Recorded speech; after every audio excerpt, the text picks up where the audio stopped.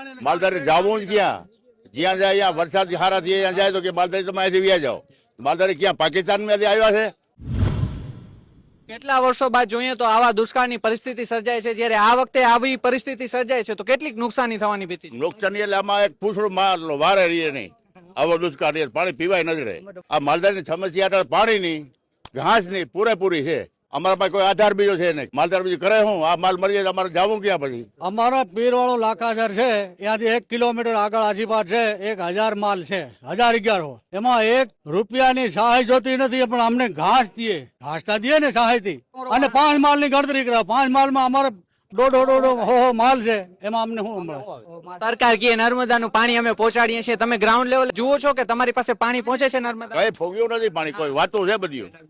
ખાલી ફોટા પાડવા પૂરતા છે, બીજું કાંઈ હજી પાણી આવ્યા નથી, કોઈ તળાવ ભરાણા નથી. પાણી પૂરેપૂરી તકલીફ છે માલને. ક્યાં માલને લઈ જાઓ? પાણી ક્યાં જોયેલું નથી. એ એક આમ એડવર્ટાઈઝ જેવું છે.